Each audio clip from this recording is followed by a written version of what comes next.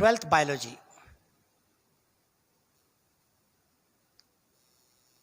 हम चैप्टर कर रहे थे human reproduction. Human reproduction human reproduction के अंदर after the fertilization, last time हमने डिस्कस किया था जाइगोट फॉर्मेशन के बाद क्लीवेज, और क्लीवेज के अंदर हमने डिस्कस किया था कि जो जाइगोट है वो किस में कन्वर्ट हो चुका था, मोरूला के अंदर। मोरूला कन्वर्ट हो चुका था किसके अंदर, ब्लास्टोसिस्ट के अंदर। अब जो ब्लास्टोसिस्ट है वो क्या करेगी, ये पहुंच चुका है यूट्रस के अंदर। किसके अंदर, यूट्रस इनसाइड। यूट्रस के अंदर पहुंचने के बाद ब्लास्टोसिस्ट अपने आप को यूट्रस के अंदर क्या करेगा, इंप्लांट करेगा, फिक्स करेगा। इस प्रोसेस को बोलते हैं इंप्लांटेशन। क्या बोलते हैं, इंप्लांटेशन। मान लिया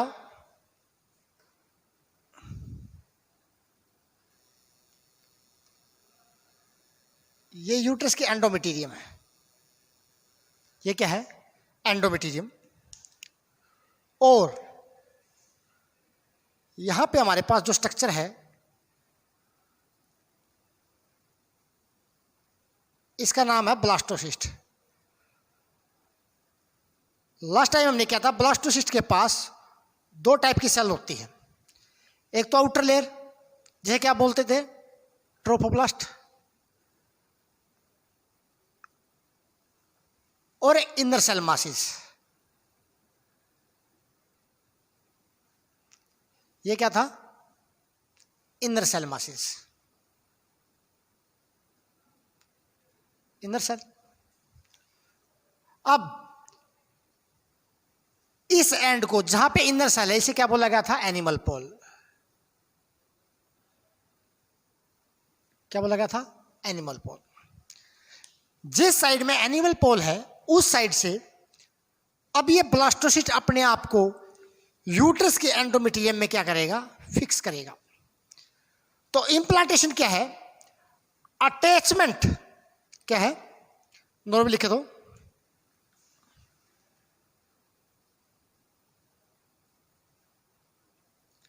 अटैचमेंट ऑफ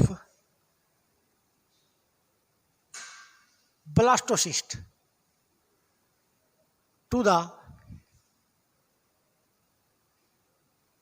uterine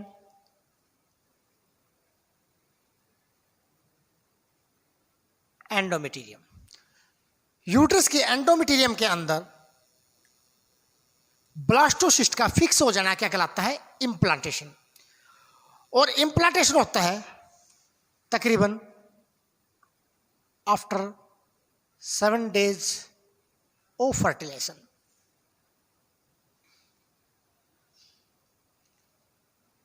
लगभग फर्टिलाइजेशन के 7 दिन के बाद इंप्लांटेशन हो जाती है, क्योंकि ब्लास्टोसिस्ट पहुंच जाता है इसके अंदर, यूट्रस की एंडोमेट्रियम के पास। ये मैंने बता दिया। ब्लास्टोसिस्ट अपने आप को एंडोमेट्रियम के साथ फिक्स करेगा, किस साइड से, जिस साइड पे क्या है, एनिमल पोल है, जिस साइड पे एनिमल पोल है।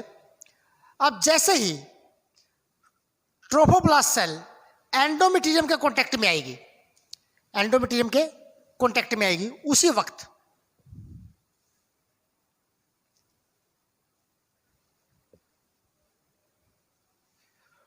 ट्रोफोब्लास्ट सेल क्या करेगी, एक एंजाइम, हाइड्रोलाइटिक एंजाइम रिलीज करेगी। ये मान लिया ट्रोफोब्लास्ट सेल है,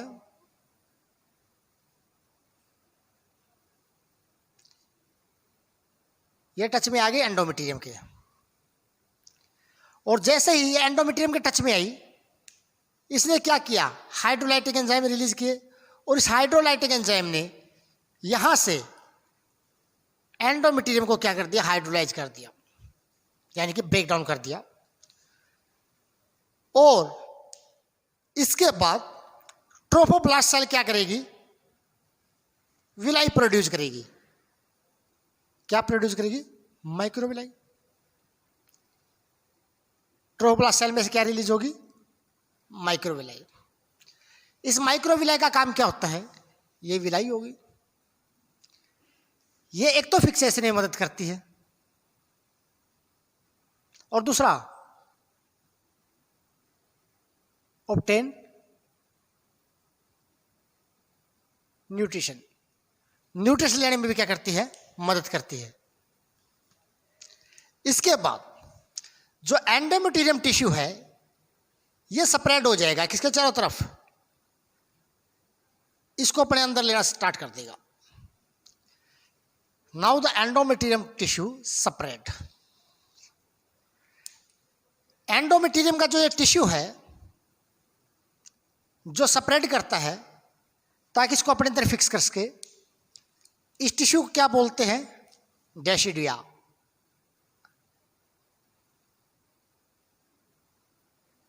क्या बोलते हैं?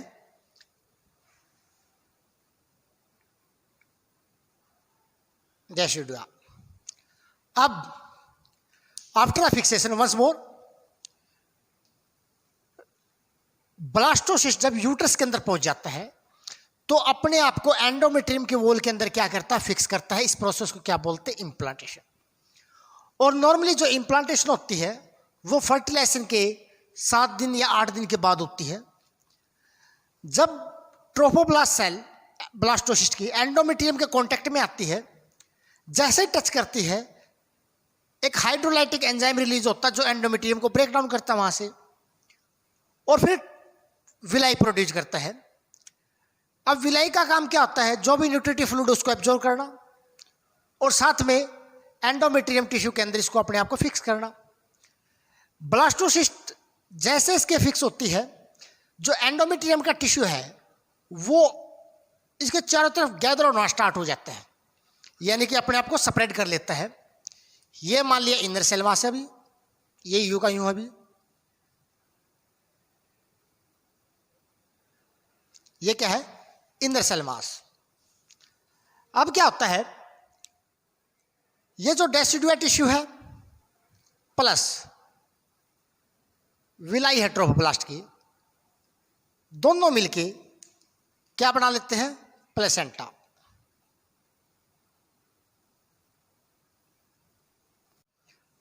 आफ्टर द इम्प्लांटेशन, ये इम्प्लांट हो चुका है ब्लास्टोसिस्ट।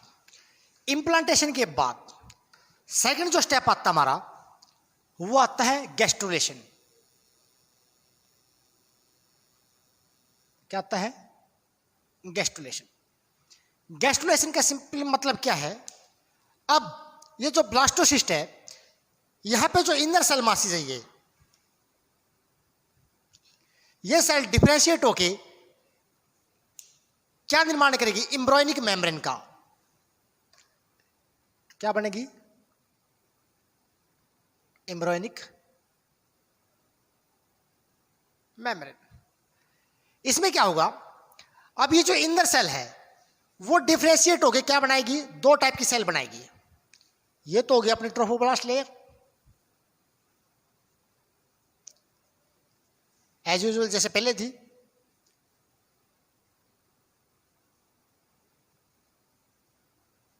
क्या है? Trophoblast layer. जो अंदर वाली सेल है इनर सेल मास, ये 2 तरह की सेल्स में डिफरेंशिएट हो जाएगा।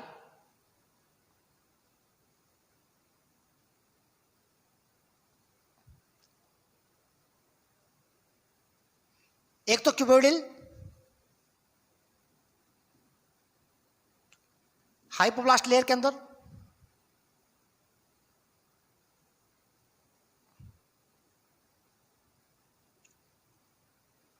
और ये क्या है? Columnar epiblast.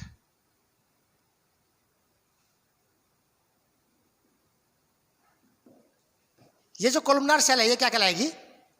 एपिब्लास्ट, जो साइज में क्या है? लार्ज है। और ये क्या है? क्यूबोइडल और समो।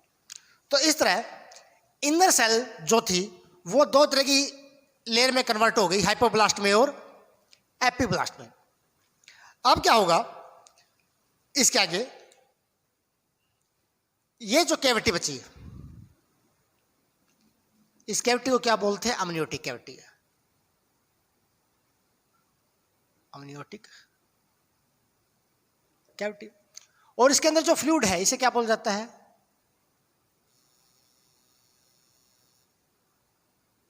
अमनियोटिक फ्लूइड। क्या बोला जाता है?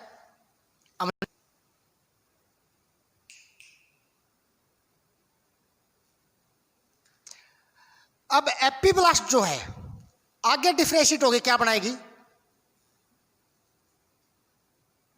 एक तो बनाएगी एक्टोड्रम और एक बनाएगी मीजोड्रम। और जो हाइपोब्लास्ट सेल है वो डिवाइड होके डिफरेंशिएट होके क्या बनाएगी? एंडोड्रम। क्या बनाएगी? एंडोड्रम। लेकिन इससे पहले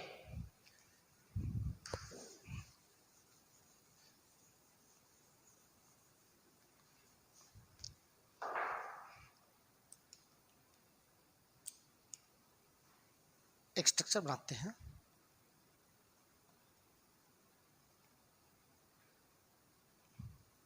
ये ट्रोफोब्लास्ट लेयर,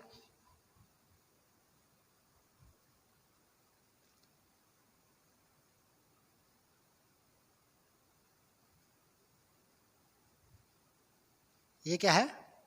ट्रोफोब्लास्ट लेयर। और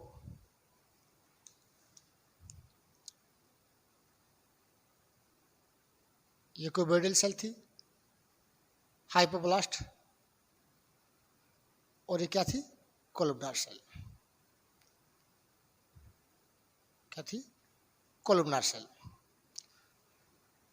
ट्रोफोब्लास्ट की कुछ सेल, ये जो ट्रोफोब्लास्ट सेल है इसकी कुछ सेल डिवाइड होकर क्या बनाएगी? एक एक्स्ट्रा लेयर बनाएगी। किसके बीच में? ट्रोफोब्लास्ट के बीच में और हाइपोडर्मिस के बीच में। ये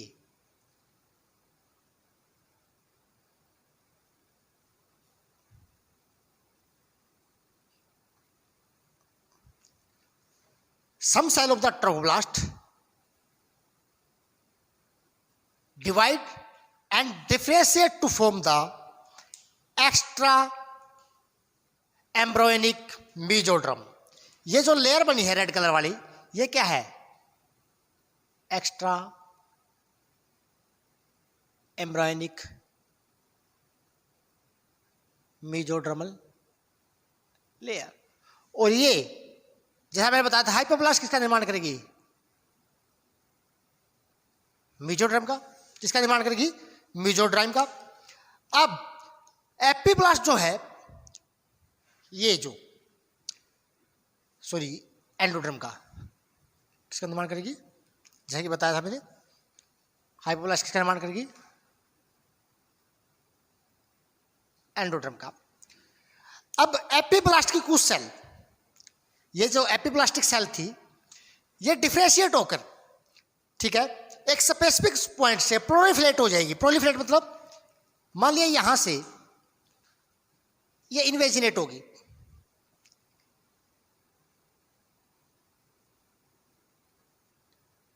क्या होगी? इन्वेजिनेट। और इन्वेजिनेट होके बीच में आ जाएगी। यहां से इसी एपिब्लास्ट की कुछ सेल इन्वेजिनेट होके इनके बीच में आ जाएगी। तो इस तरह हाइपोब्लास्ट से तो बनी एंडोड्रम और एपिब्लास्ट से दोनों बनी, एक्टोड्रम भी और मेसोडर्म भी। और यहां से जो ये हुआ, ये इन्वेजिनेशन के जरिए, किसके जरिए? इन्वेजिनेशन के जरिए एक स्पेसिफिक पॉइंट से प्रोलिफरेशन बाय प्रोलिफरेशन, यानी कि एपिब्लास्ट ने दोनों लेयर का निर्माण किया, मेसोडर्म का भी और एक्टोड्रम का भी। इस मूवमेंट को क्या बोलते हैं? इन्वेजिनेशन। क्या बोलते हैं? इन्वेजिनेशन। और ये जो बना,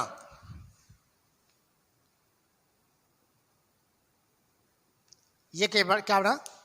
योग सैक। क्या बना? Yolk sac. अब आगे आता है topic fate of germ layer. अब इस जर्म से लेयर से अलग ऑर्गन बनेंगे, इससे अलग ऑर्गन डेवलप होंगे, इससे अलग ऑर्गन डेवलप होंगे।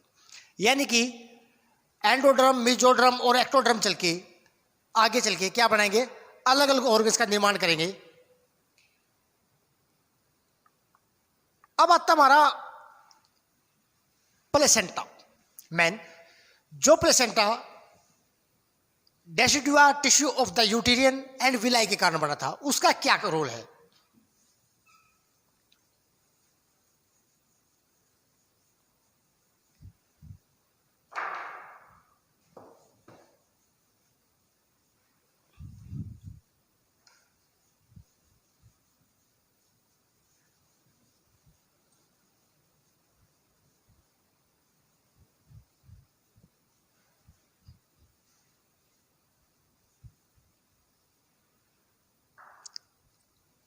प्लेसेंटा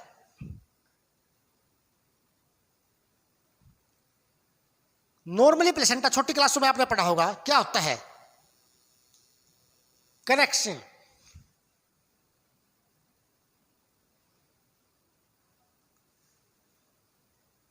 ट्यूब बिटवीन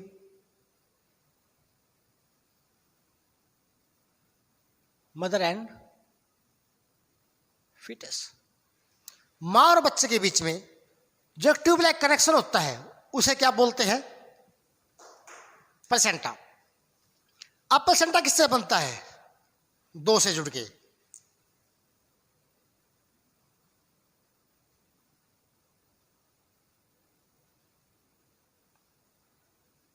यूटेरियन का जो एंडोमेट्रियम का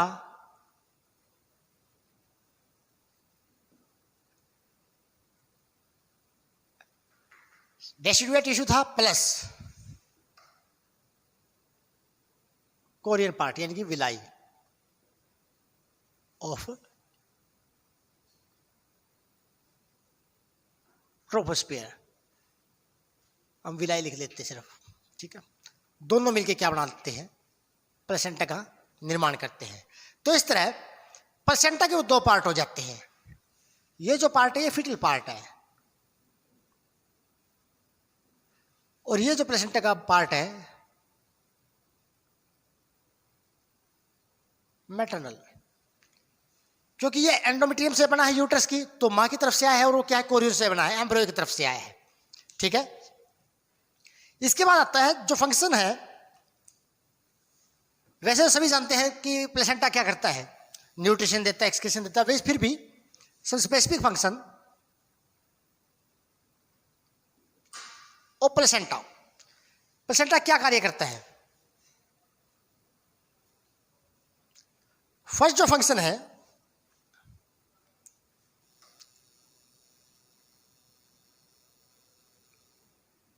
रेस्पायरेशन। रेस्पायरेशन मीन्स क्या होता है कि प्लेसेंटा जो होता है मदर और फीटस के बीच में क्या करता है? Exchange of gases, gas exchange में मदद करता है। सेकंड जो फंक्शन है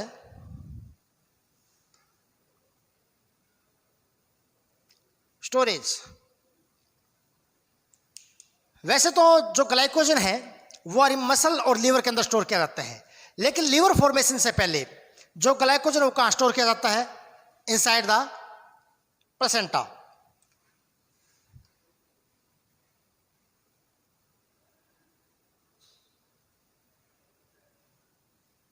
बिफोर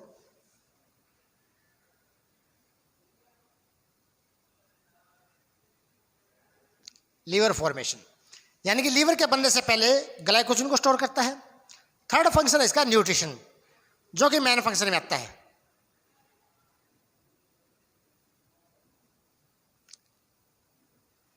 यानी कि मां से बच्चे तक जो भी न्यूट्रिशन पहुंचाना होता है वो किसके जरिए? प्लेसेंटा के जरिए। फोर्थ फंक्शन है digestion.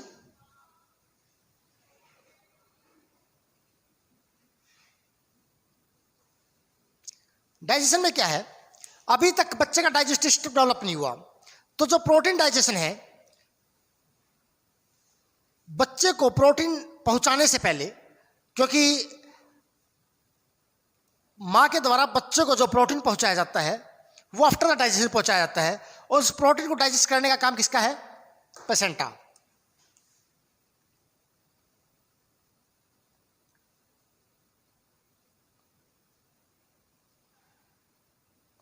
Digestion of protein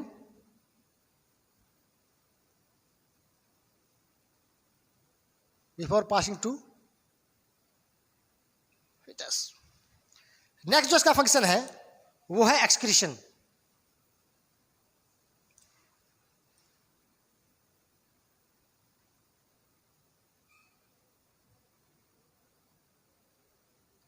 means उत्सर्जन। जो अनडाइजेस्टेड वेस्ट होता है लाइक यूरिया, मेनली क्या होता है, यूरिया ही होता है वेस्ट मटेरियल, वो किसके जरिए रिमूव किया जाता है, बाय प्लेसेंटा। इसके अलावा जो एक्सेसरी फंक्शन है प्लेसेंटा का वो क्या है, एंडोक्राइन नेचर। क्या है,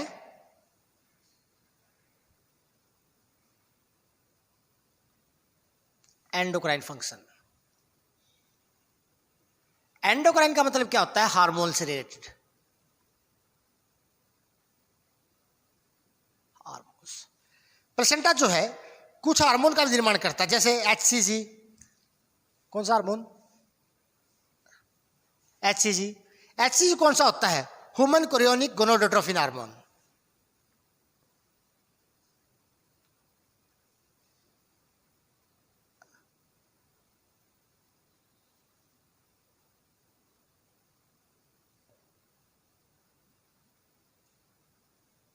human chorionic gonadotrophin hormone. Second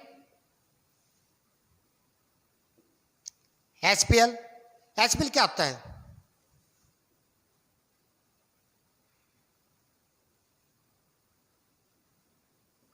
human placental lactogen hormone. इन हार्मोन का निर्माण कौन करता है, प्लेसेंटा।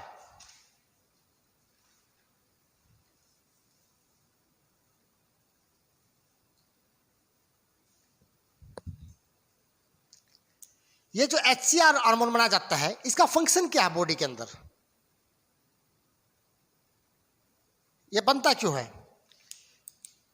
ये क्या करता है, प्रोगेस्टेरोन का बनना बंद कर देता है। स्टॉप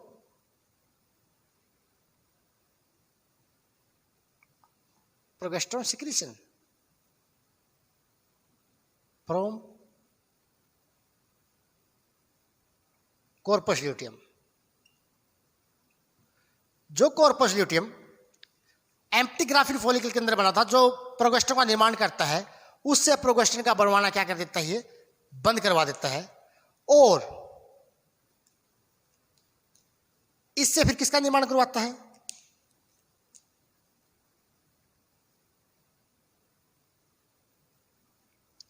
रिलैक्सिन हार्मोन का।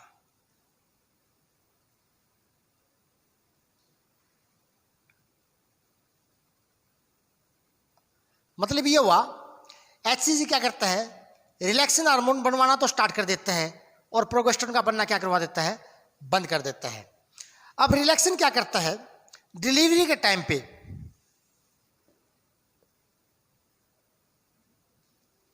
सॉफ्टन था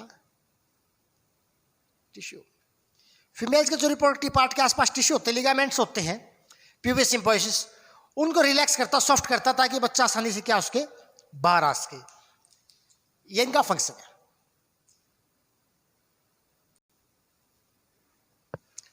नेक्स्ट जो फंक्शन है प्लेसेंटा का, as a barrier. As a barrier. इसके अलावा प्लेसेंटा क्या करता है इन फंक्शन के अलावा, इम्यूनोलॉजिकल फंक्शन भी है। क्या है? Immunological protection,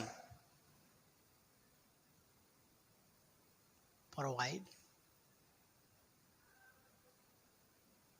immunological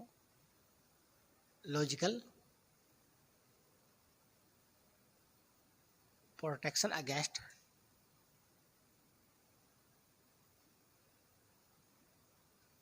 disease causing